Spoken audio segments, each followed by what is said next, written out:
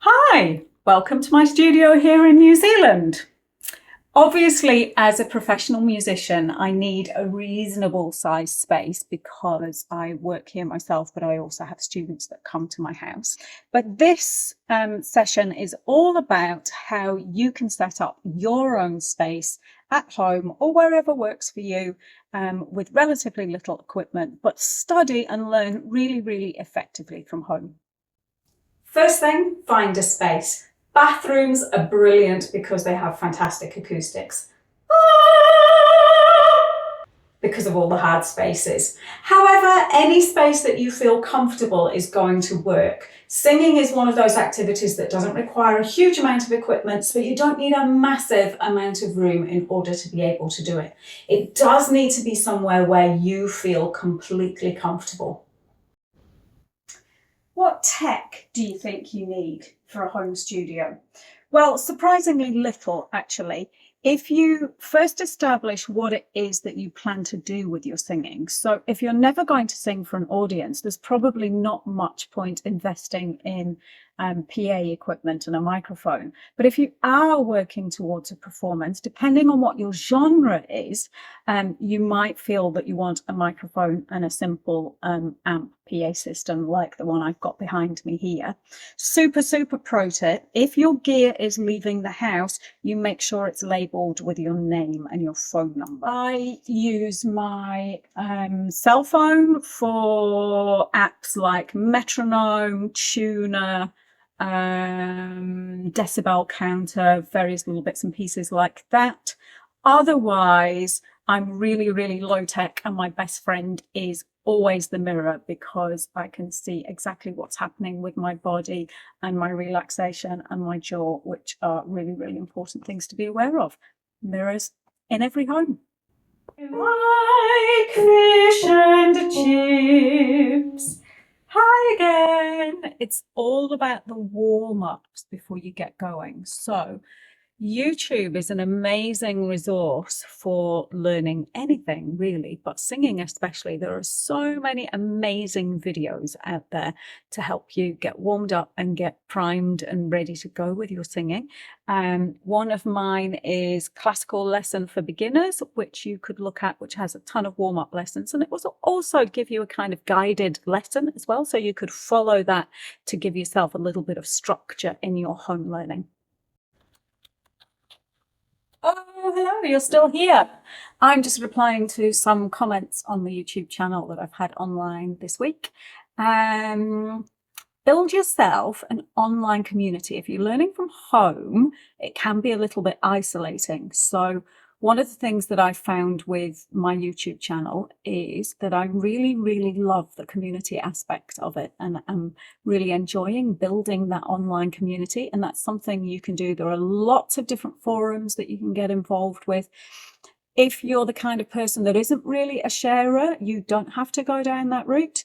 Another route, if you are able to leave the house, then you can obviously join a choir if you are social and you want to be out and about with your singing. But yeah, no man is an island unless he or she wishes to be.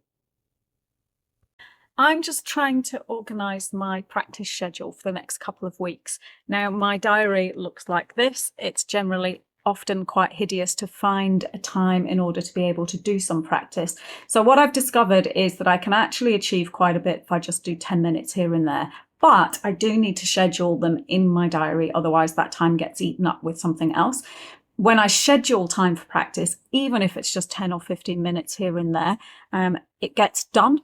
And that's got to be, you know, the biggest thing is consistency with your practice.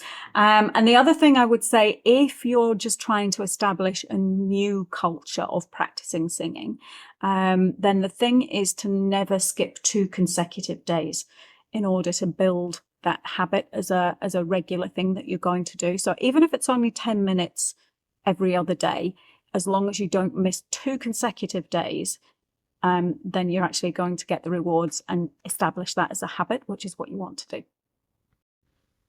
So now you've got your studio space up and running. You've got your practice schedule up and running. You've got your regular warm-ups to get your voice going. Everything is in place now. So what you need to do is set some goals. I'm all about ambitious goals. I think they're great. I love it when students come into my studio with really ambitious goals. But the thing is to have something in mind that you want to sing, but push it just slightly further off your radar and start with something that you actually find reasonably easy now, today, and work on perfecting it. So you're working on the basics and getting all the basic stuff really, really nailed in, the breathing, the pitching, the just good vocal production. So once you've got all those really, really nailed in, then you can go from singing the simple piece really, really well to actually really starting to be able to bring that thing that you've pushed further away much more within your grasp and be able to achieve it and achieve it well. Try this exercise. I like fish and chips. Your turn.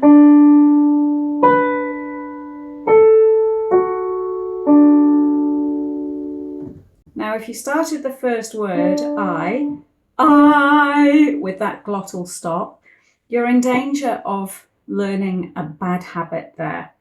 When you're learning from home, it's really important that you get some professional criticism, because it's really easy to learn a little bad habit and not realize that you're doing it. And that's one of the reasons I started up membership on my channel, so that people could send in a video of their singing and I could give them an appraisal of that.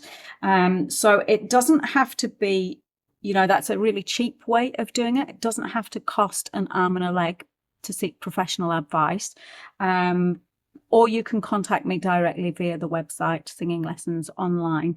But do seek out somebody who can give you that little bit of professional advice, because you can't rely on friends and family who will either tell you that you're wonderful even when you know you're not quite as wonderful as you'd like to be yet, or it can go the other way and all end in tears when you ask your family for advice sometimes on your singing. So just keep an eye on those bad habits and let somebody offer you some professional help with them.